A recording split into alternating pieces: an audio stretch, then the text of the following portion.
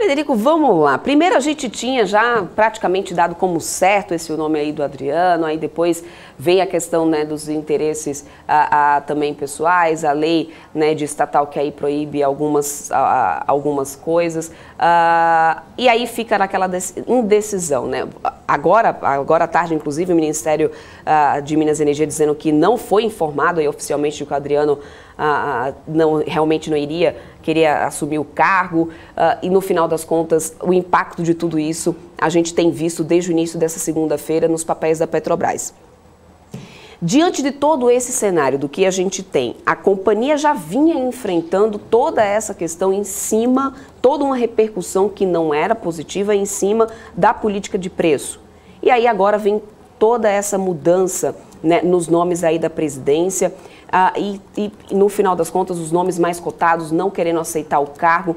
Como que você vê o impacto disso tudo na prática para os papéis da companhia? Hoje os papéis estão em queda, até mostrei agora há pouco, reduzi um pouco agora que a queda no final da tarde, mas até que ponto isso pode ser um trigger aí negativo para a companhia? Olha, Débora, excelente pergunta, excelente contextualização também. Eu acho que teve Fla-Flu esse final de semana, né? Infelizmente o Flamengo não conseguiu vencer, mas essa discussão ela não tem que se tornar um Fla-Flu, né?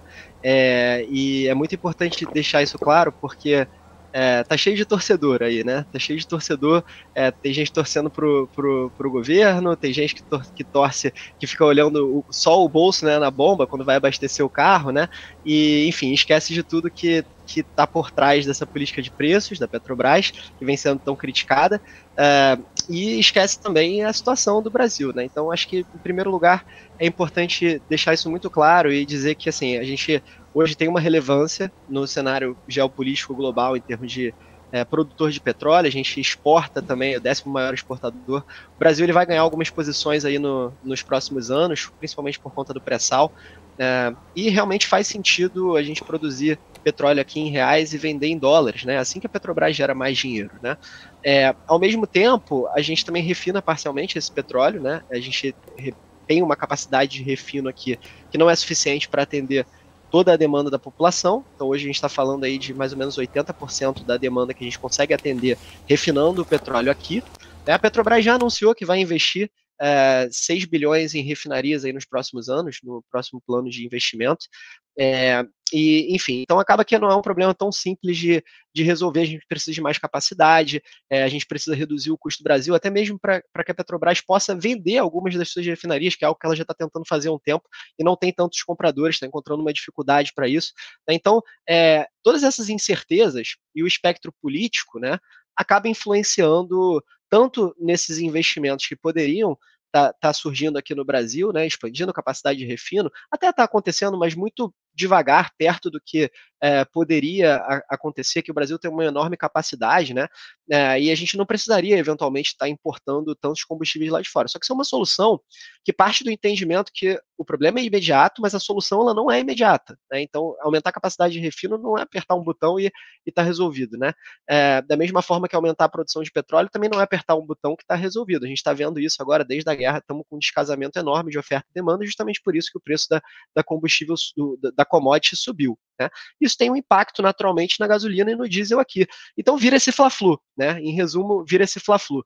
E claro que quem é sócio da Petrobras tem que entender que por ser sócio de uma empresa integrada e que pertence majoritariamente ao governo, esse tipo de coisa vai acontecer. Então, se você não está preparado para essas mudanças na Petrobras e essas incertezas, é melhor você não ser sócio dessa empresa. Tá? Então a gente tem que entender que existe sim um risco político por parte da Petrobras, o maior acionista é o governo. Então, partindo desse entendimento, se você aceita esse risco e assume esse risco, o processo ele vai ser natural, né? E esses ruídos, né, que eu acho que agora, nesse momento, está muito mais para ruído do que para qualquer outra coisa, impacta sim no curto prazo, né, mas para quem tem uma mentalidade ali de um pouco mais dilatada, um horizonte de tempo um pouco mais dilatado, né, um horizonte de tempo maior, você investir na Petrobras aí pensando nos dividendos, pensando no projeto de 3, 5 anos, na melhoria na eficiência de capital, no projeto de Brasil como grande exportador de petróleo, saindo da 10ª posição para a 5ª ou para a 6ª, aí sim faz sentido. E aí esses ruídos eles vão fazer parte do caminho. né? Mas se você leva como investidor esses ruídos como teu principal foco e ponto de atenção, realmente fica complicado. É melhor você não investir nesse tipo de empresa. Agora, pensando no que nós temos em termos concretos. Em termos concretos, a gente teve a desistência do Landim e teve a desistência do Pires, né? Então, realmente, precisa resolver esse tema agora, que daqui a 10 dias vai ter reunião do conselho, então precisa resolver. Agora, você parar para pensar em toda a performance da empresa apenas por isso, eu acho besteira, porque hoje a Petrobras ela tem uma governança bem estabelecida, muito diferente da época da Lava Jato, por exemplo, e que é uma empresa que tem boas práticas, né, e que provavelmente vão ter lá conselheiros que vão tomar boas decisões, porque tem anos aí de indústria e conhecem, sabem do que estão fazendo.